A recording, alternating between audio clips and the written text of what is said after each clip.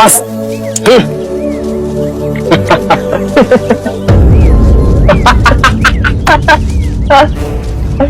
देख, ओम भगवती भिक्षाम देहि। हट्टे कट्टे हैं, नौजवान है, फिर भी कटोरा उठाकर भीख मांगते फिरते हैं। शर्म भी नहीं आती इन्हें। अरे भाई, बगैर पसीना भाई मुफ्त की रोटियां तो तोड़ेंगे। अरे ये बुद्धा मनुष्य का कल्याण क्या करेगा जो अपनी पत्नी को विधवा छोड़ घर से चला आया है। ये तो पूरे समाज को निर्वंश बना देंगे। चले जाओ यहाँ से, वापस आने का साहस भी ना करना। जाओ।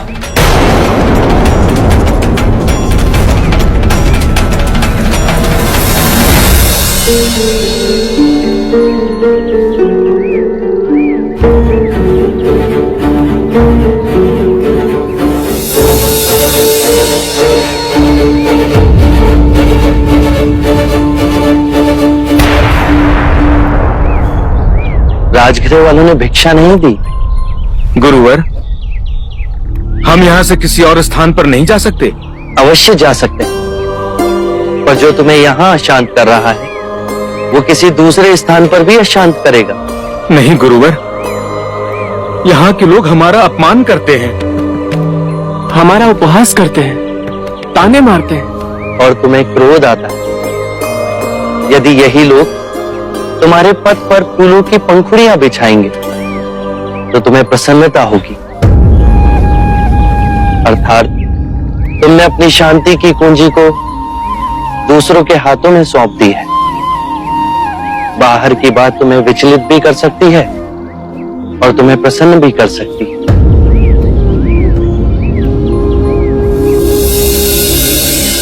गुरुवर, हमसे ही भूल हुई। यदि बाहर के कारण दुख और क्रोध हमारे मन में है तो हमने ही मन से आपके संदेश को ग्रहण नहीं किया है।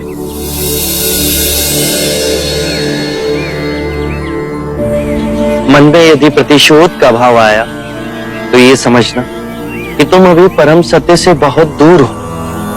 आप कहते हैं तो मन क्षण में समझ जाता है। एक बात हमेशा याद रखना कि कोई भी नई बात लोग आसानी से ग्रहण नहीं करते। तुम उनकी सदियों पुरानी धारणाओं को तोड़ रहे हो। वो तुमसे प्रेम नहीं करेंगे। पहले पहले वो तुम्हारा उपहास करेंगे, फिर हिंसक होंगे, फिर तुम्हारी उपेक्षा करेंगे, फिर तुम्हें स्वीकार करेंगे। ये परिवर्तन तुम स्वयं देखोगे। बस अपना धैर्य और सहनशीलता ना छोड़ना।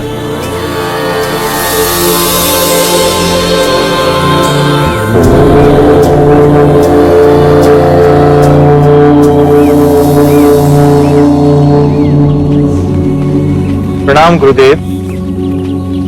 महाराज बिंबिसार ने आपके लिए रथ भेजा है, चलने की कृपा कीजिए। धन्यवाद, परंतु आप महाराज से कह दीजिएगा कि मैं अपने भिक्षुओं के साथ राजमहल चलकर आ रहा हूं। कैसी आपकी आज्ञा गुरुदेव।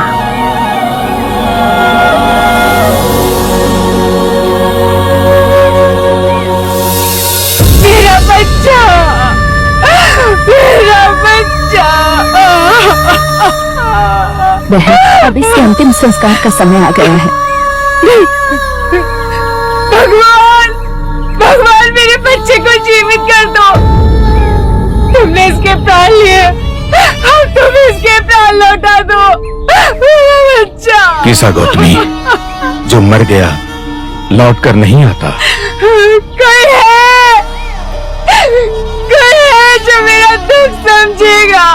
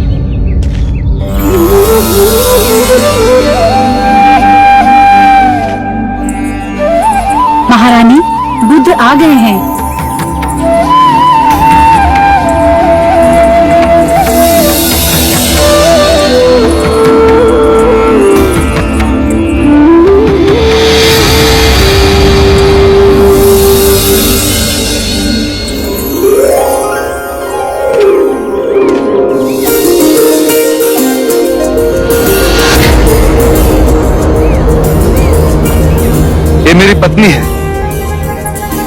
महारानी वैदी। ये मगध के कुलगुरु, सभ्यता और संस्कृति के धरोहर, मगध के सेनापति और मगध के महामहिम मंत्री। आइए, आपका स्वागत है।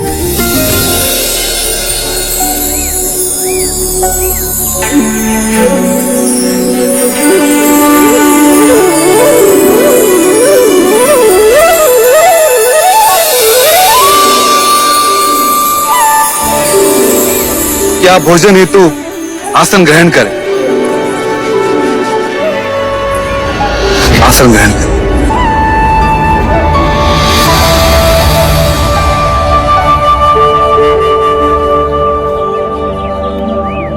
मैं आप सभी से विनती करता हूं कि आप भोजन हेतु आसन ग्रहण करें।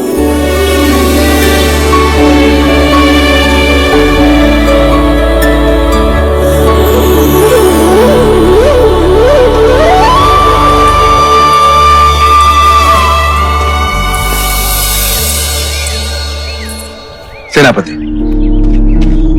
युवराज अजातशत्रु कहाँ है? वो परीक्षा क्षेत्र में शस्त्रों से अभ्यास कर रहे हैं। क्या उन्हें किसी ने सूचना नहीं दी कि आज स्वयं बुद्ध यहाँ पधारने वाले हैं? उन्हें ज्ञात है महाराज। आपने भी उन्हें सूचित नहीं किया? मैंने तो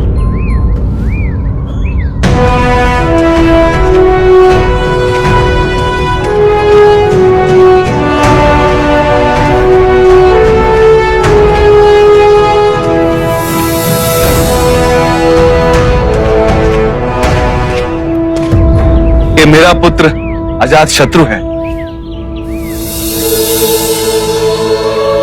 आशीर्वाद दो। क्षमा करें, मैं अपना शीश किसी के आगे नहीं झुकाता। ये बहुत अच्छी बात है। किसी के दबाव से शीश झुके, ये बुरा है। कहने का अर्थ है जब तक मन में सम्मान ना हो तो किसी के आगे शीश झुकाना। परेशान ना हो, मैं समझ गया। फिर कोई विशेष उपलब्धि भी तो होनी चाहिए। शस्त्र विद्या में निपुण हो? कभी अपने हाथ से तलवार बनाई है? मैं युवराज हूं, मैं तलवार क्यों बनाऊं? हाँ, युवराज शस्त्र बना सके ये तो आवश्यक नहीं, पर जब शस्त्र बनाने वाला तुम्हारे समक्ष कोई तलवार लाता है तो कैसे अनुमान लगाते हो कि उस तलवार के क्या गुण है? उसकी धार को देखकर, उसे चला उसकी चपलता मापकर। अर्थात किसी भी बात का परीक्षण किए बिना तुम नहीं मानते? जी। यदि धूप खिली हो तो उसकी ऊष्मा कैसे नापते हो? कहना कठिन है। सरल है, बहुत सरल। जिसे जितनी धूप की आवश्यकता होती है वो अपने स्वभाव के अनुसार उसे ग्रहण कर लेता है। घास का तिनका अपने अनुसार, सूरजमुखी अपने अनुसार और ताड़ का वृक्ष अपने अनुसार। ताड़ का वृक्ष तो ऊपर और ऊपर उठता है सूर्य की किरण को पाने के लिए। तुमने एकदम सही पहचाना। इतना शक्तिशाली, इतना विशाल, ताड़ का वृक्ष ऊपर की ओर ही उठता है, अर्थात ऊपर उठना प्रकृति का नियम।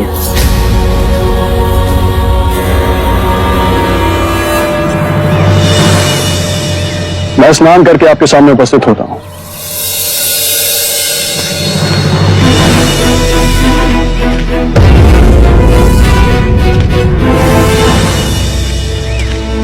ना समझे उसकी ओर से मैं आपसे क्षमा मांगता हूं। इसकी निर्भीक बातों ने मुझे प्रभावित किया।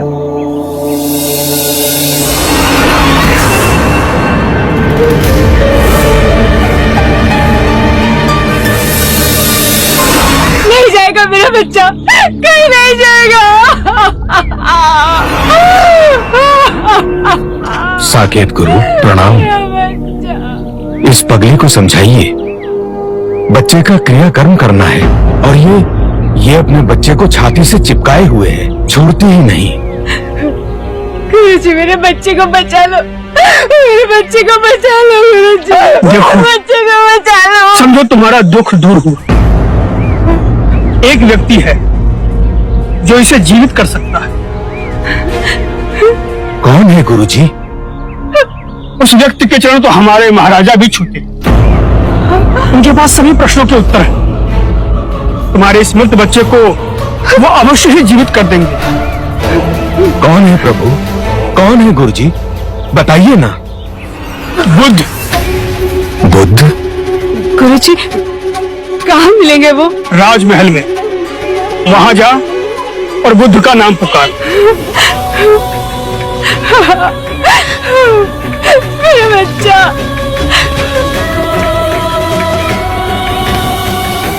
अगर सच में वो पहुंचे हुए महात्मा है तो गौतमी के बच्चे को अवश्य जीवित कर देंगे।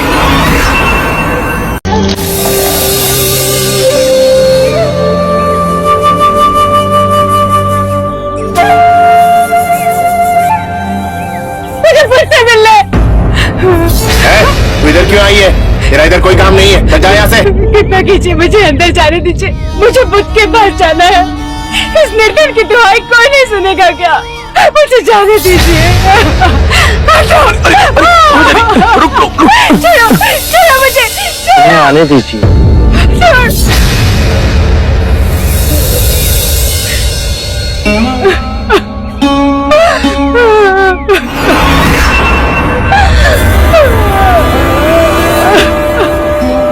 मैं बहुत आशा लेके आई हूँ आपके पास। प्रभु प्रभु मेरे बच्चे को जीवित कर दीजिए, मेरे बच्चे को लौटा दीजिए प्रभु। इस निर्धन की पीड़ा का निवारण कर दीजिए, मेरे बच्चे को लौटा दीजिए प्रभु। मुझे मेरा बच्चा लौटा दो, मुझे मेरा बच्चा लौटा दो प्रभु। मैं तुम्हारे बच्चे को जीवित कर सकता हूँ, पर उसके लिए तुम्हें एक काम करना होगा। किसी भी एक घर से एक मुट्ठी सरसों के दाने लाने होंगे। हाँ प्रभु, मैं तुरंत लेके आऊंगी। पर एक बात ध्यान रहे, ये सरसों के दाने केवल उसी घर से लाना जिस घर में कभी किसी की मृत्यु नहीं हुई हो। हाँ प्रभु। मेरा बच्चा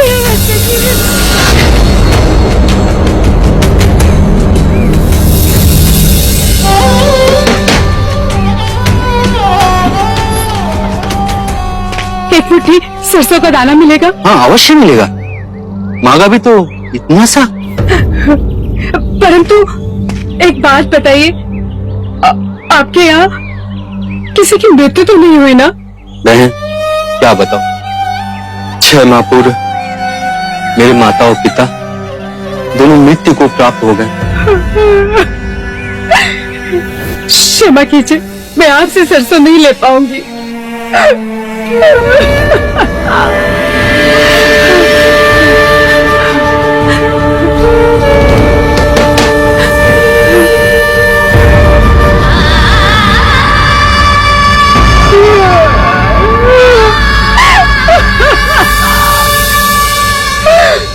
मेरी पत्नी का देहांत हो गया। मेरा युवा पुत्र मर गया। मेरा पुत्र मेरी बहू दोनों मर गए। मेरी बीवी, मेरा बच्चा सब बाढ़ में बह गए।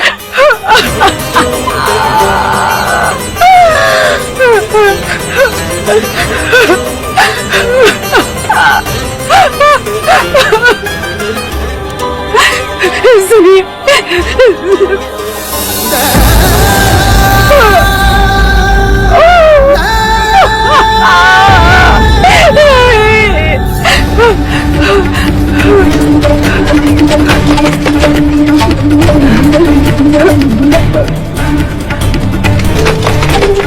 खोलिए, कोई है?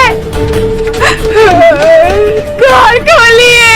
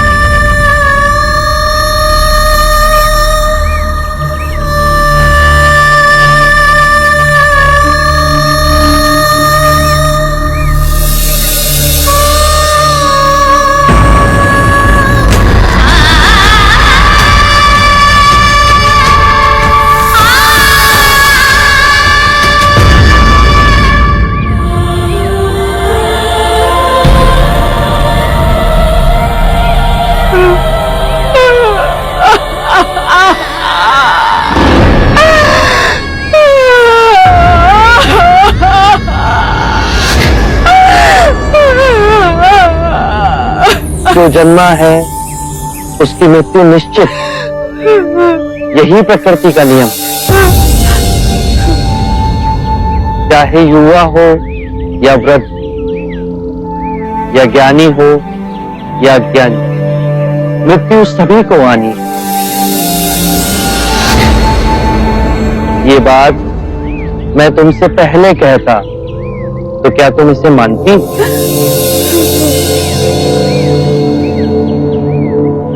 चंद्रमा हर रात्रि आकाश में यही परम सत्य दर्शाता है। पहले वो खिलता है, फिर उगता है और पूर्णिमा को पूर्ण गोलाकार आकार लेता है, और अमावस्या को वो लुप्त हो जाता है। परंतु वो लुप्त नहीं हुआ, वो केवल अप्रगट हुआ। तुम्हारा पुत्र अभी जीवित है, परंतु तुम्हारे अंतर में। हाँ, उसकी अटखेलियां, उसका बालपन।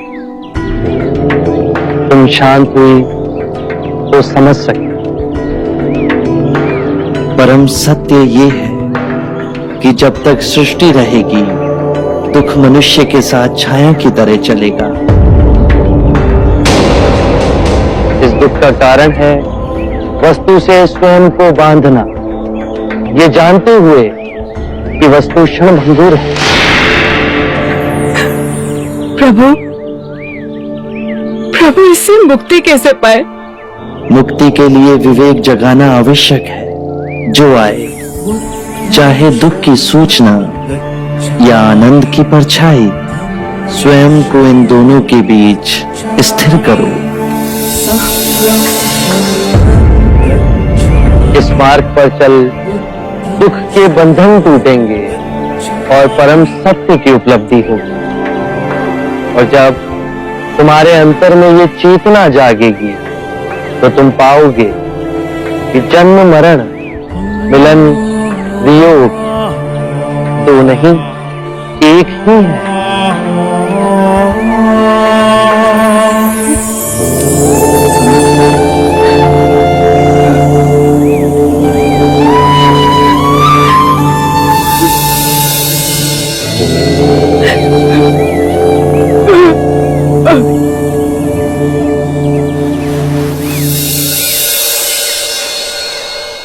मैं आपसे विनती करना चाहता हूं,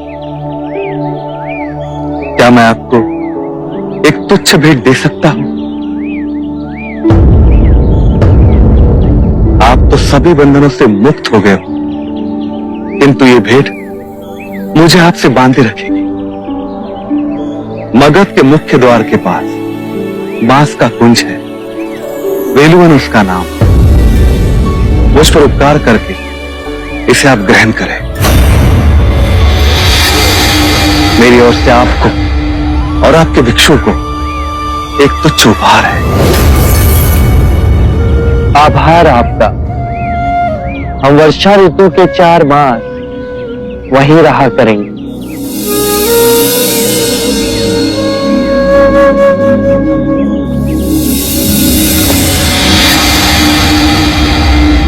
हे अजय, हे अभय, मृत्यु को परास्त करने वाले, मेरी ओर से यह तुच्छ भेंट स्वीकार करें।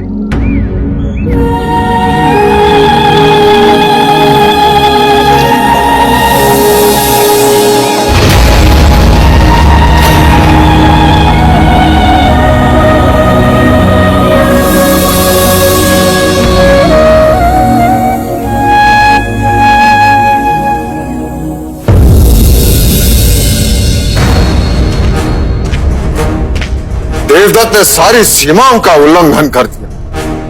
महाराज, आप क्रोधित ना हो, उसे मूर्ख समझ के क्षमा कर दीजिए। मैं उसे समझाऊंगा। क्या समझाओगे उसे? समझाने से कभी माना है? आपने मुझे बुलाया महाराज? तुमने तो लाज लज्जा सब छोड़ दिया है देवदत्त। मैंने? महाराज, उस रात तुम्हारा अनुकरण कर नंद मदिरा में धुत था। बेहोश मनुष्य से बात करना मूर्खता है, इसलिए मैं चुप बैठा। एक बार तुम भी मदिरा के आवेश पे हमारे सामने अशिष्टता कर चुके हो देवदत्त, और तब भी तुमने सिद्धार्थ का नाम लिया। तब भी मैंने तुम्हें बुद्धिहीन समझकर क्षमा कर दिया था। पर महाराज मैं मेरी बात ध्यान से सुनो। ये हमारी तुम्हें अंतिम चेतावनी है। इसके पश्चात हमारे सामने स्वयं नंद को अथवा राज परिवार के किसी भी युवराज को लेकर पक्षपात किया, उसका बहुत बड़ा दंड तुम्हें भुगतना होगा।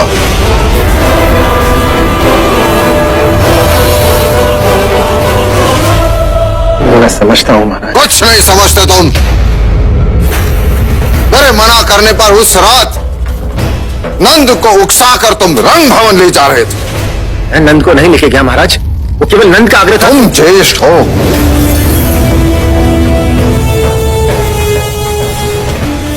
कल यदि वो कहे कि मुझे कुएं में ढकेल दो तो तुम उसे कुएं में ढकेल दोगे। इसके पश्चात नंद रंग भवन नहीं जाएगा। यदि वो गया तो उसका उत्तरदायित्व तुम्हारा होगा। निर्लज, अपने अच्छे गुण तो न सिखा सका तो अपने अवगुण सिखा रहा हमारे नंद को। क्षमा मांग महाराज से, और दोबारा ऐसा नहीं होगा, इस बात का वचन भी दे।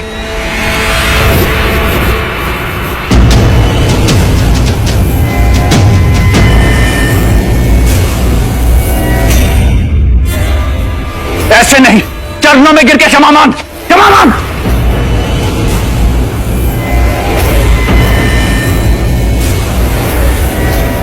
बस देवदत्त, बस।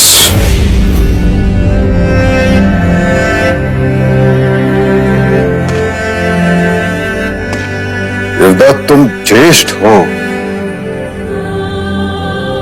हमारे सबसे प्रिय हो।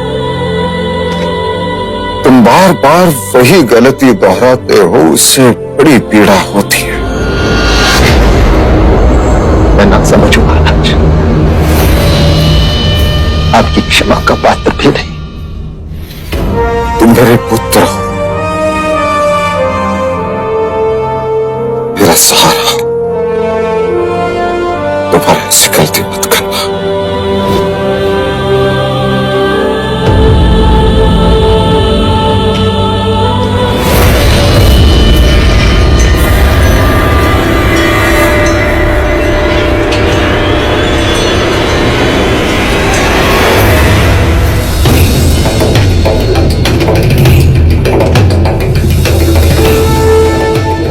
अपमान के इस घूंट को पी जाओ देवदत्त।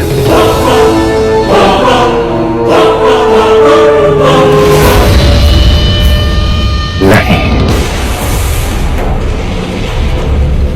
इनसे इनकी राजगद्दी छीन कर इनका वास्तविक स्थान दिखा के रहूंगा। कैसे? और कौन है जो तुम्हारी ये महत्वाकांक्षा पूर्ण करेगा? है एक व्यक्ति, अजात शत्रु।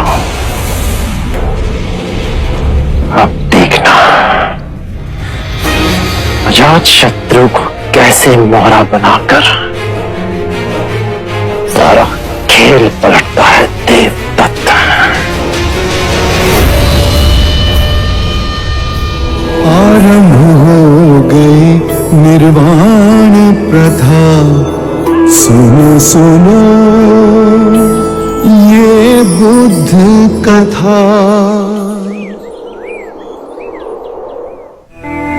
ये संसार जिसे हम यथार्थ मानते हैं, दुख और पीड़ा का क्षणभंगुर खेल है। जो जन्मा है उसकी मृत्यु निश्चित है। यही सृष्टि का नियम है।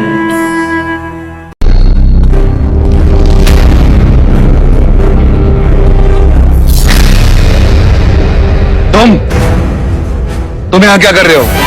क्यों, मैं आपके कक्ष में नहीं आ सकता। जब बुलाया जाता है तब आते नहीं। मैं जिनका इतना आदर करता हूं उनका अनादर करते हो। बुद्ध के चरण छू लेते तो जीवन धन्य हो जाता तुम्हारा, किंतु तुम्हारा अहंकार। मैं ऐसे व्यर्थ लोगों के सामने नहीं झुकता। अजात शत्रु, इतना घमंड ना करो।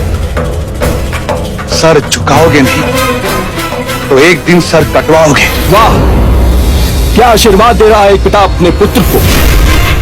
और जिस व्यक्ति के कारण आपका मुझसे मतभेद है, उस व्यक्ति के लिए आपके मन में बड़ा प्रेम उमड़ रहा है। मैत्री के नाम पर आपने युवराज सिद्धार्थ को एक पूरी सेना की टुकड़ी कपिलवस्तु की सुरक्षा के लिए दे दी, और अब जब वो चोला पहन सन्यासी बन गया तो वेलुवन उपहार में दे दिया। क्या मुझे किसी भी विषय में तुम्हारी आज्ञा लेने की आवश्यकता है? नहीं, लेकिन अगर आप अपना भला नहीं सोचेंगे तो मुझे सोचने पर विवश होना पड़ेगा।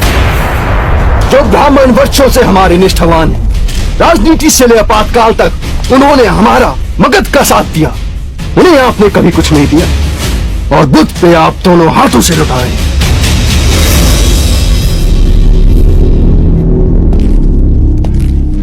पुत्र, तुम्हारी मन की आंखें अभी खुली नहीं है। हमने ब्राह्मणों के साथ कोई अन्याय नहीं किया, पर बुद्ध अनमोल है।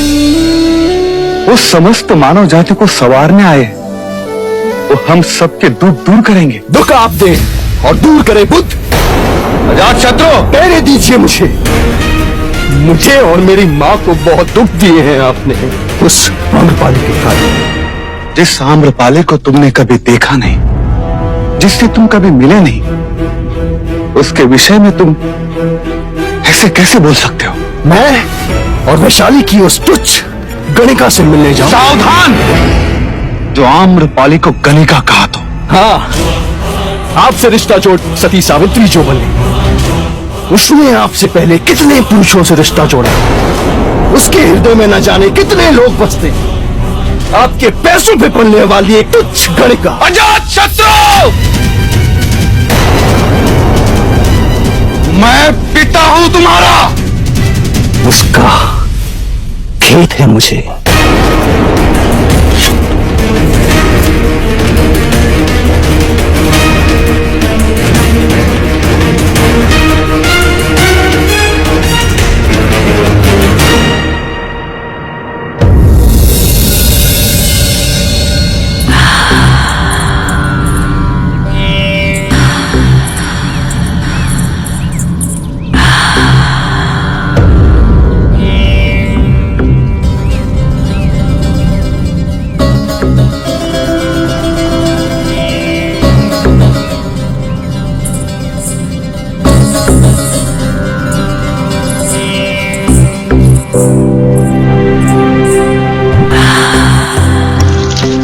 जब से आप आए हैं कहीं खोए हुए हैं। कोई बात है? मुझे नहीं बताएंगे? तुम्हें बताऊंगा तो तुम्हें भी दुख ही होगा।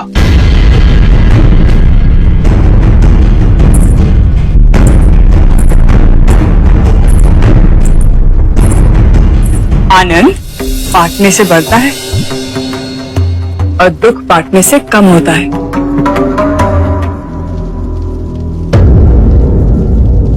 कहने को मगध नरेश बिंबिसार हो, किंतु इतना विवश कोई साधारण मनुष्य भी ना होगा।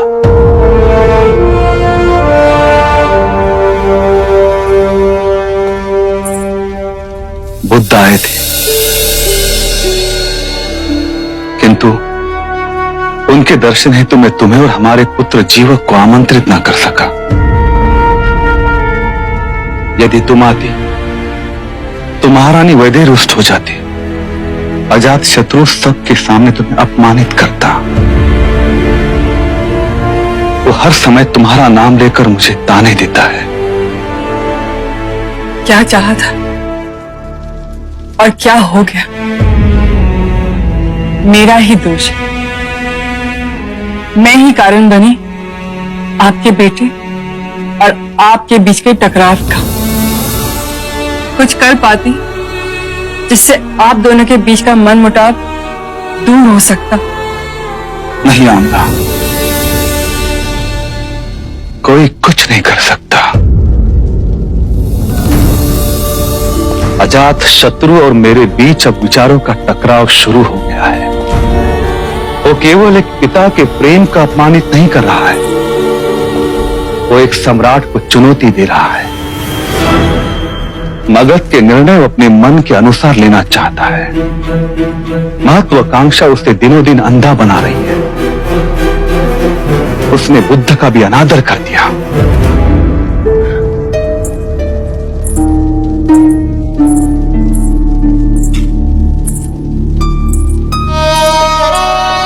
मुनीवर के तो आगे हर शीश अपने आप ही झुक जाता है।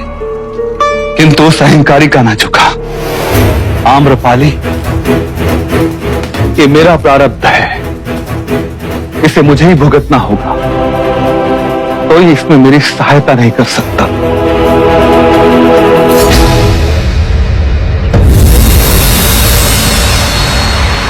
ओम भगवती भिक्षाम देहि। ओम भगवती भिक्षाम देहि।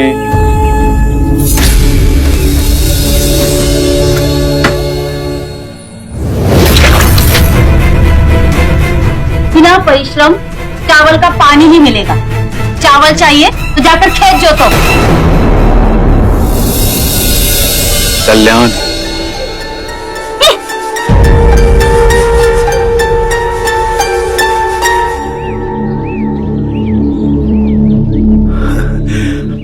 आपका व्यवहार आश्चर्यजनक है। उस महिला ने आपके साथ दुर्व्यवहार किया और आपने उसे आशीर्वाद दिया। आप में तो शांति का स्रोत बह रहा है। मैं तो निम्न हूं, ये मेरे गुरु का प्रसाद। कौन है आपके गुरु? शाक्य मुनि बुद्ध। यह अविचलता का ज्ञान मुझे समझाएंगे?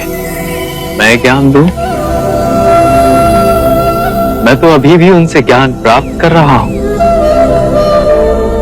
वो कहते हैं मध्य में रहो। मध्य बिंदु में न दुख कलपता है, न ही सुख बहा ले जाता है। और कहां है यह मध्य बिंदु?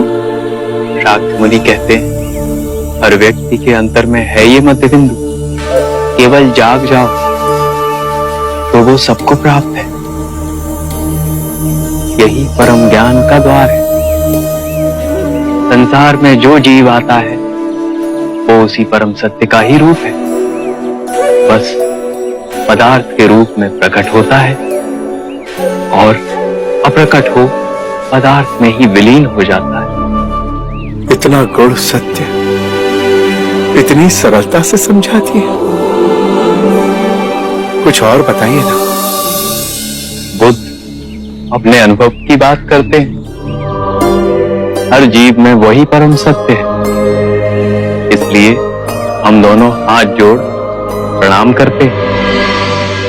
ये कोई भौतिक संस्कृति की बात नहीं, ये इस बात की सूचना देती है कि मेरे अंदर का परम सत्य आपके परम सत्य को पहचान रहा है। चाहे आपको ये ज्ञान हो या ना हो। क्या आपके गुरु मुझे अपना शिष्य स्वीकार करेंगे? अवश्य। हम शीघ्र ही मिलेंगे आपके गुरु शाक्य मुनि से।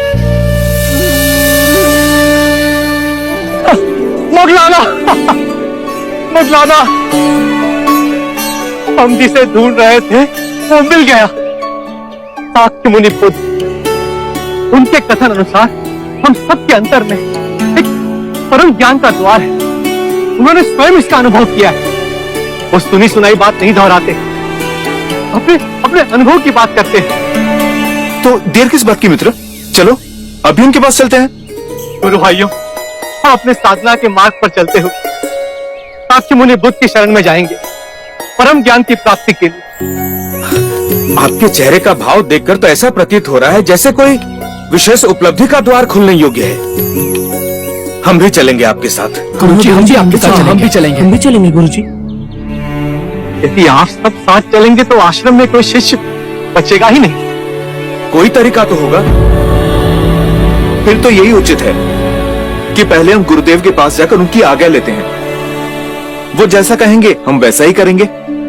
ठीक है, चलिए आइए आइए। आप सब यहीं ठहरे।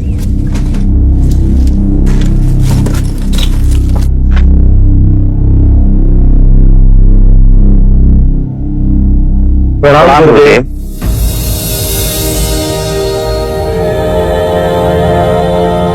आप सब लोग एक साथ, कोई विशेष बात? गुरुदेव, साक्षी मुनि बुद्ध मगध पधारे।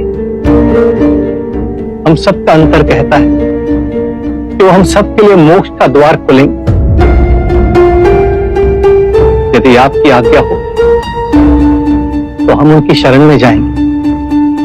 हाँ हाँ गुरुजी हम भी चलेंगे। हम भी चलेंगे गुरुजी। आप सब चले जाएंगे?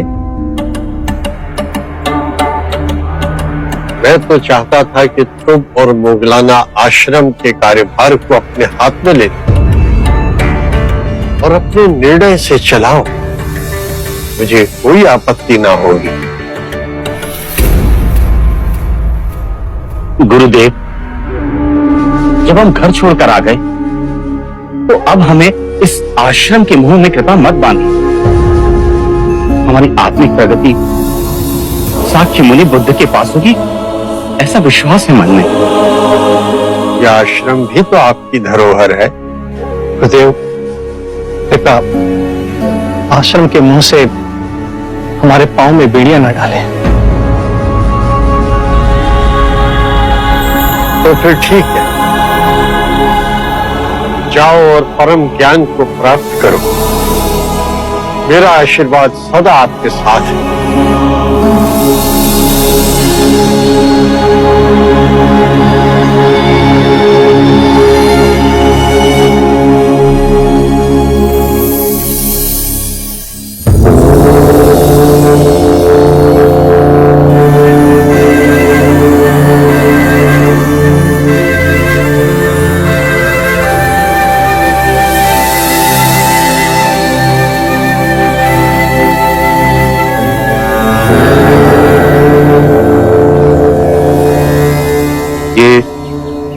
पुत्र, ये मोगलाना गुरुदेव संजय के शिष्य हैं। आपके भिक्षु बनना चाहते हैं। अपने सभी साथियों को ले आए।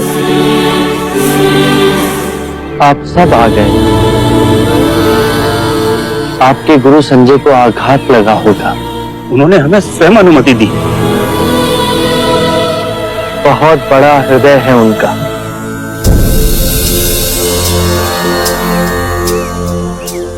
हमें वो अलौकिक दृष्टि नहीं है।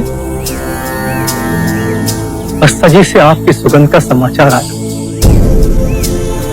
हमें लगा कि आपके चरणों में हमें मुक्ति प्राप्त होगी।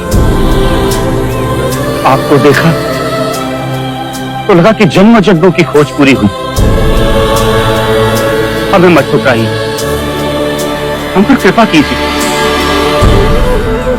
जब आप सबने पहला पग उठा ही लिया है तो मैं इस मार्ग में आपका संरक्षण अवश्य करूंगा।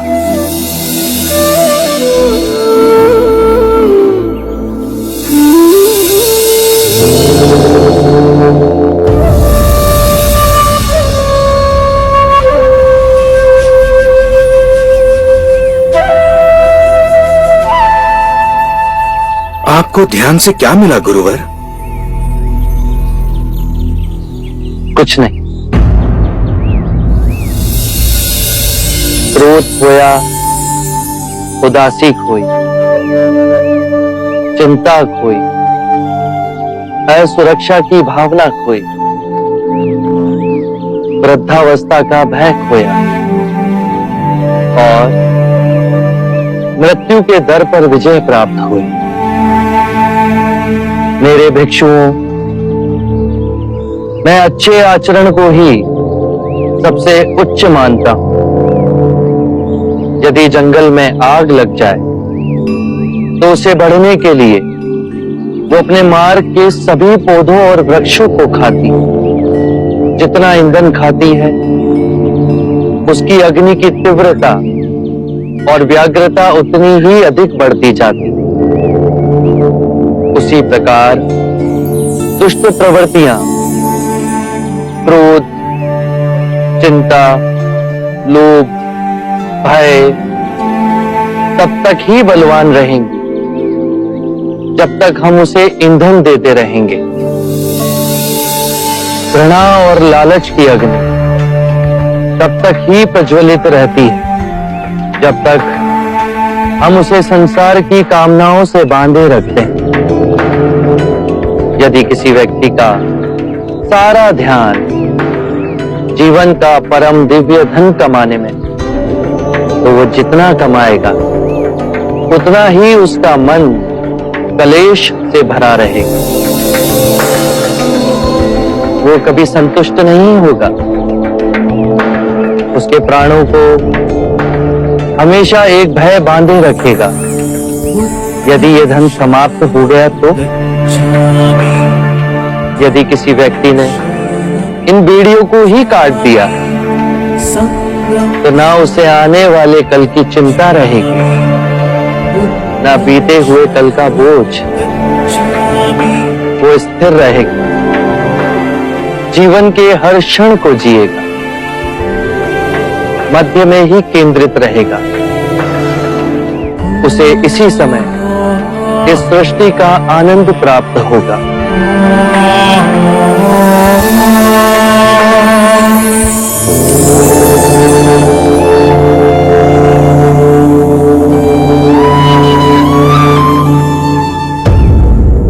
क्या आपको कोई सूचना है?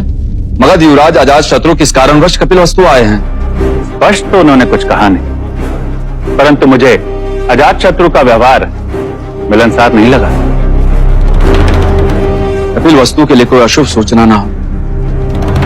अब तो सिद्धार्थ भी हमारे साथ नहीं, अन्यथा वो कभी उसकी बात को नहीं टालते। थोड़ा मान देते हैं सिद्धार्थ को मगध नरेश बिंबिसार। शाक्य कुल शिरोमणि शाक्यगढ़ अधिपति कपिलवस्तु के महाराज शुद्धोदन पधार रहे हैं।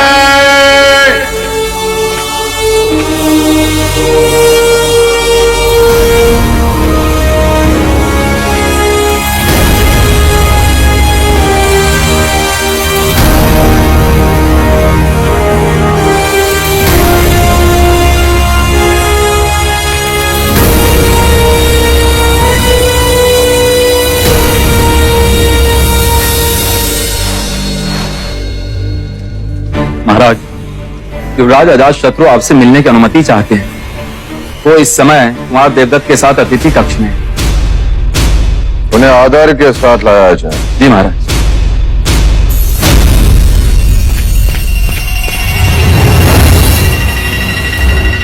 युवराज अजात शत्रु, बचपन में मैं चीते का आखेट किया करता था, पर अब केवल आखेट से जी नहीं भरता। अब तो जब तक चीते को अपने हाथ से दबोच के उसके प्राण न ले लो, मुझे चैन नहीं मिलता। तुम में और मुझ में बहुत समानता है कुमार देवदत्त। किसी दिन हम दोनों आखेट पर अवश्य जाएंगे।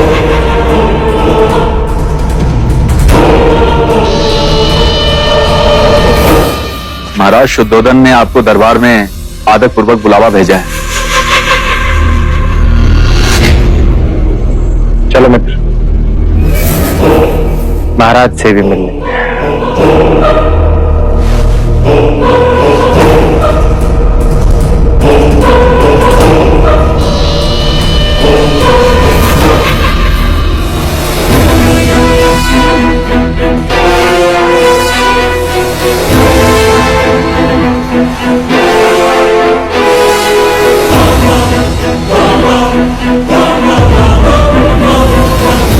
मगर युवराज अजातशत्रु का कपिलवस्तु में स्वागत है।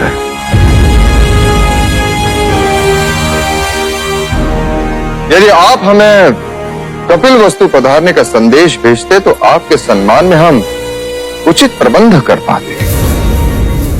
कुछ स्थिति ऐसी पैदा हुई कि हमें अचानक आना पड़ा। महाराज, मगध में जब से युवराज सिद्धार्थ बुद्ध बनकर आए हैं, स्थिति उथल पुथल हो गई। सामाजिक विषमताओं का निर्माण हो रहा है। दूसरे प्रदेश के लोग सन्यासी बनकर मगध की ओर आ रहे हैं। समाज के कई वर्गों में इस बात को लेकर असंतोष जन्मा है। और दूसरी बात जो हमारी चिंता को और बढ़ा रही है, दक्षिण मगध के कुछ गांवों में लुटेरों का आक्रमण हो रहा है। उन्हें रोकने के लिए हमें अधिक सेना की आवश्यकता है। मगध की सेना जो आपकी सुरक्षा के लिए कपिलवस्तु में है, यहां और नहीं रह सकते। मैं अपनी सेना लेने आया।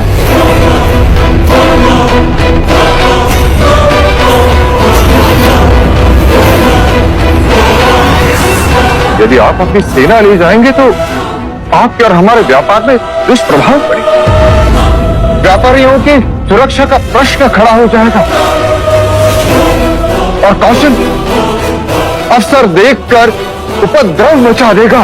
महाराज, मैं विवश हूं और वैसे भी इतने वर्षों में कपिलवस्तु अपना खोया हुआ बल पा ही लिया होगा। अब मगध की सेना की यहां मुझे कोई विशेष आवश्यकता नजर नहीं है।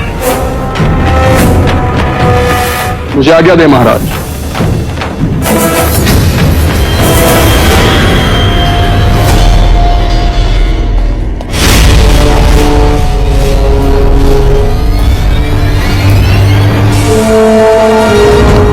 महाराज, युवराज अजातशत्रु अपनी सेना ले गए तो प्रसन्नजीत को सुनहरा अवसर मिल जाएगा। वो अवश्य युद्ध घोषित कर देगा। शाक्त देश में विपत्ति के बादल मंडराने लगे। अब क्या करें?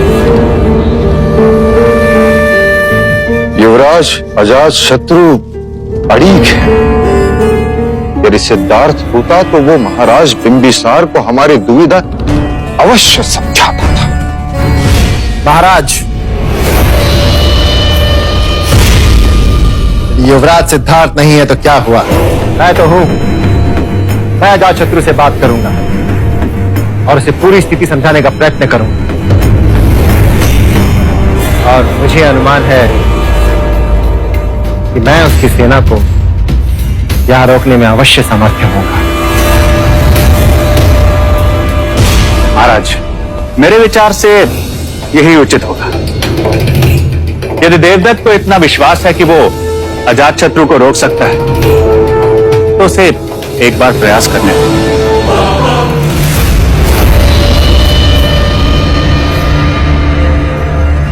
ठीक है देवदत्त, तुम प्रयास करके देख लो।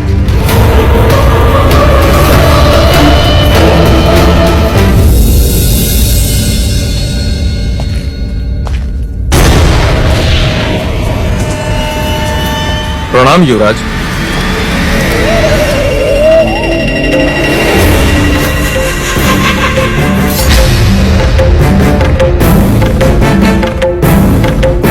ये क्या है युवराज? इतने वर्षों तक आपने हमारी सुरक्षा की है। महाराज शुद्धोधन की ओर से ये भेंट स्वीकार करें और महाराज ने आपको सुरक्षित मगध लौटने की शुभकामनाएं दी है। आपसे किसने कहा कि हम मगध लौट रहे हैं? महाराज बिंबिसार का ऐसा कोई आदेश हमें नहीं मिला। ये आदेश मैंने दिया।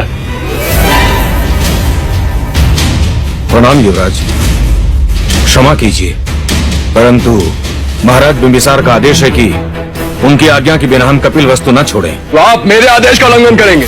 बाहर जाओ और सेना को मगध कूच का आदेश करो। जी युवराज।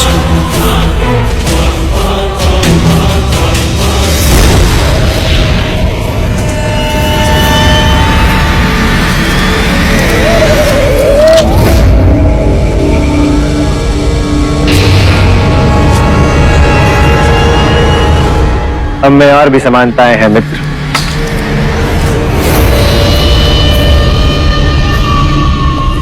आपकी और मेरी परिस्थिति एक जैसी है। महाराज वृद्ध हो चुके हैं और हम युवा, तो उनकी सोच हमारी सोच से कैसे मेल खा सकती है? वो शांति की बात करके हमारी महत्वाकांक्षाओं के बीच में रोड़े अटका रहे हैं। मित्र, हमें अपना नाम इतिहास के सुनहरे अक्षरों में लिखवाना है। प्रतापी चक्रवर्ती राजाओं में हमारी गिनती होनी चाहिए। किंतु ये बात न आपके महाराज समझते हैं न कपिलवस्तु के। महाराज बन सकते हैं, किंतु एक रास्ता है मित्र,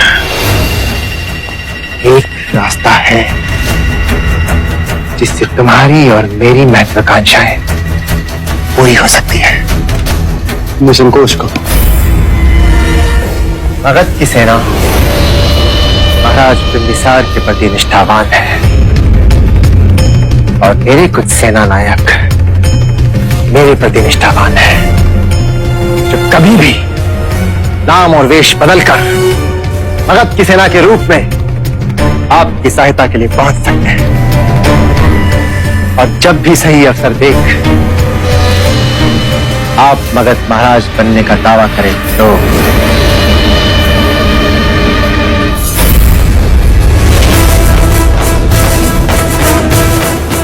और इसके बदले में आप मुझे शाक्यों का महाराज घोषित कर दें।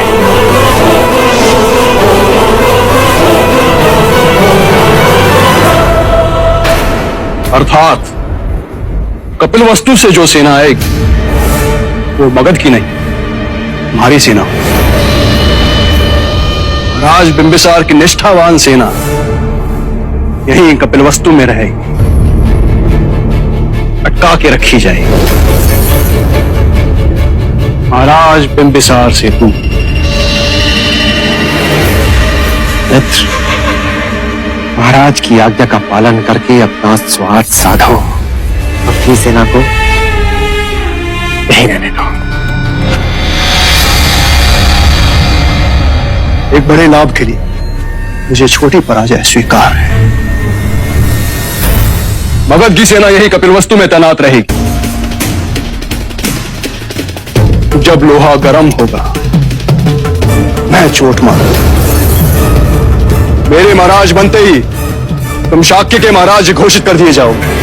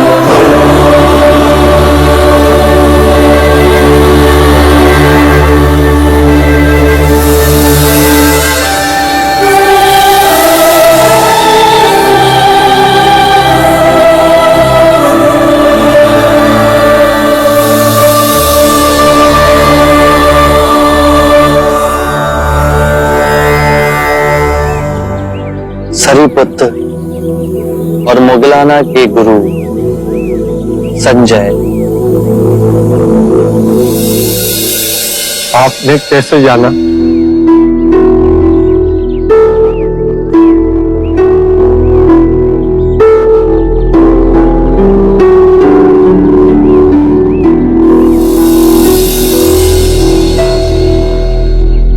जिस दिन से मेरे शिष्य आपके भिक्षु बने उसी दिन से मेरे मन में जिज्ञासा थी कि आपसे मिलूं। मेरे भी कुछ प्रश्न हैं। कृपा करके उनके उत्तर देंगे? अवश्य। आपका शिक्षण क्या है? आपके सिद्धांत क्या है? वैसे मेरे विषय में मैं कहूं तो मैं किसी सिद्धांत पर भरोसा नहीं करता। आपको अपने सिद्धांतों पर भरोसा ना होने में भरोसा है? क्या आप अपने अविश्वासी होने पर विश्वास करते हैं? ये तो वाक्यों का खेल। नहीं, ये आपकी बुद्धि का खेल है। मेरे विश्वास और अविश्वास का तो प्रश्न ही नहीं है। प्रश्न है कि आपके सिद्धांत क्या है। यदि कोई भी व्यक्ति एक बार किसी भी सिद्धांत को पकड़ लेता है तो सर्वप्रथम वो अपनी स्वतंत्रता खो देता है। वो रूढ़िवादी होता जाता है। उसे लगता है कि जो उसका सिद्धांत है वही सही है। उसका विश्वास ही विश्वास है, बाकी सब असत्य है। और जहां विचारों की स्वतंत्रता की बलि हुई, एक ही विचार घेरा डाल लेता है। मनुष्य और संकीर्ण होता जाता है और यहीं से संघर्ष और द्वंद्व की शुरुआत होती है। किसी भी बात का विश्वास अविश्वास का भी विश्वास मोह में डालता है। विचारों में बहुत शक्ति है। वो अपनी पकड़ जड़ तक बना लेते हैं और उनसे आसक्ति आत्मिक मार्ग की सबसे बड़ी बाधा है। यदि उसमें उलझे तो परम ज्ञान का द्वार कभी नहीं खुलेगा। यदि आपकी शिक्षा का कोई पालन करता है तो क्या वो भी बंधनों में बंध जाता है? मैं अपने अनुभव की बात कहता हूं। मेरा मार्ग ना सिद्धांत है, ना ही दर्शन शास्त्र, केवल शुद्ध अनुभव है, परम सत्य का अनुभव। परंतु बुद्ध, यदि कोई आपके मार्ग को ही अपना सिद्धांत समझ ले तो? मेरा मार्ग अभ्यास का है। उसे ना तो किसी स्थूल पदार्थ की तरह पकड़ा जा सकता है, ना ही उसे पूजनीय बनाया जा सकता है। मेरा ज्ञान ऐसा समझें कि एक नाव है जिससे नदी पार की जा सकती है, परंतु नदी पार करने के उपरांत हम उसे अपने सर पे तो नहीं ढोले जाते ना। मन करता है कि आपके चरणों में गिर पड़ूं, किंतु अभी भी कोई ऐसी भावना है जिसकी पकड़ मुझ पर अब तक है। 3 तरह की भावनाएं होती हैं, सुखद, दुखद और तटस्थ। इन तीनों भावनाओं की जड़ें हमारे शरीर और मन में ही स्थित हैं। भावनाएं तरंगों की तरह उठती हैं और फिर स्वयं ही विलीन हो जाती हैं। मैं कहता हूं कि पहले इन उठती भावनाओं की गहराई में देखो, समझो, जानो कि इनका उद्गम कहां से हो रहा है। चाहे दुखद भावना आए या सुखद भावना, केवल ये देखो कि वो उठ कहां से रही है। जब उसके मूल में पहुंचोगे तो पाओगे वहां केवल शून्य है। ऐसा शून्य जैसे नीला आकाश। वो शून्य तो है, परंतु सबको अपने अंदर समेटे हुए है, एक चादर की तरह। बस अभ्यास करो, धीरे धीरे अभ्यास करते करते ये पाओगे कि लहरें उठना बंद हो गई। परम शांति की जो झील हमारे अंतर में है, वो तो विचलित ही नहीं हो रही। फिर और गहरे में जाओगे तो पाओगे कि भूल कहां कर रहे थे। जो नश्वर है उसे अविनाशनीय समझ बैठे थे। अज्ञान ही सभी विषमताओं की जड़ है।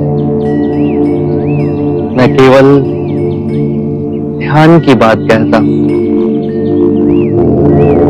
ध्यान से अज्ञान दूर होगा।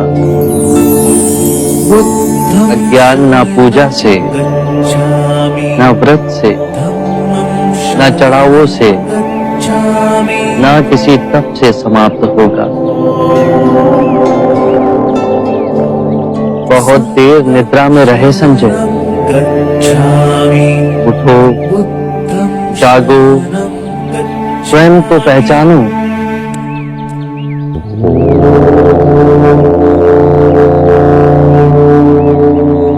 आप दर्पण है बुद्ध।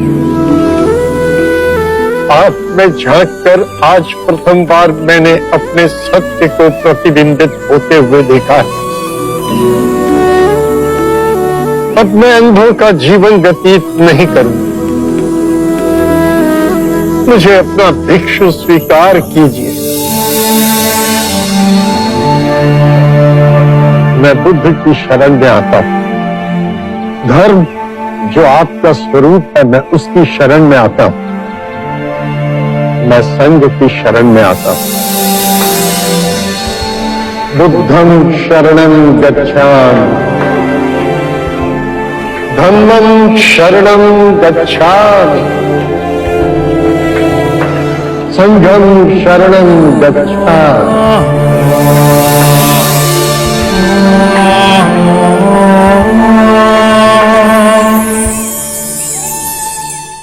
ऐसी क्या विपदा आन पड़ी कि राजगृह के व्यापारी आधी रात्रि हमसे मंत्रणा करने यहां पहुंचे?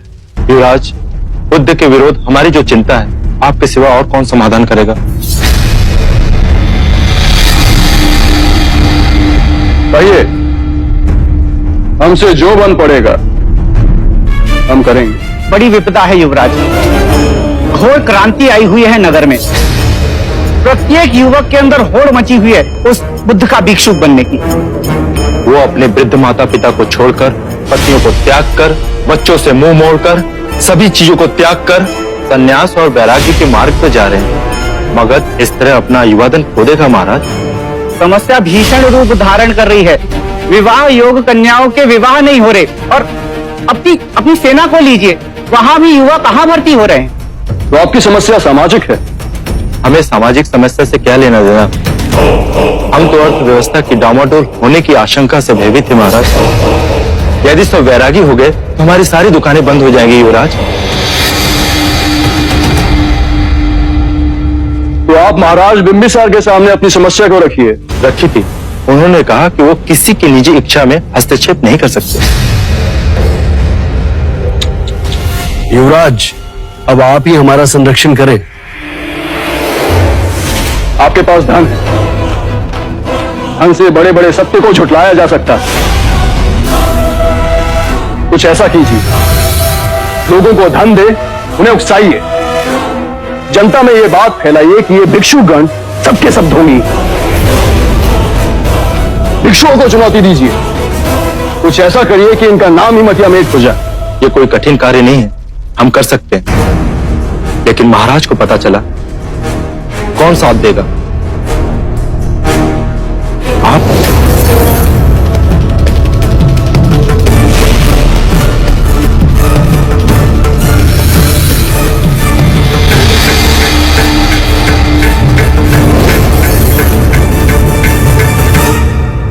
किंतु इसके प्रत्युत्तर में जब युवराज को आपके साथ की आवश्यकता हो तो आप उसके पक्ष में खड़े रहे। अवश्य अवश्य हम आपके साथ हैं।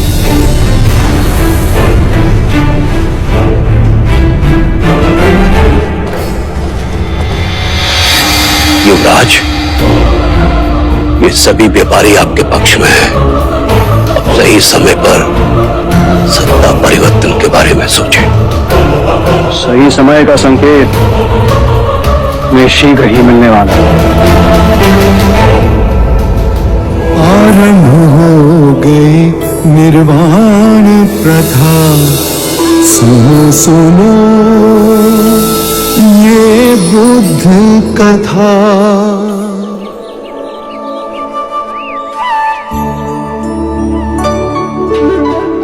अज्ञान ही सारी विषमताओं की जड़ में है। अज्ञान न पूजा न व्रत न चढ़ावों से समाप्त होता है। अज्ञान केवल ध्यान से दूर होगा।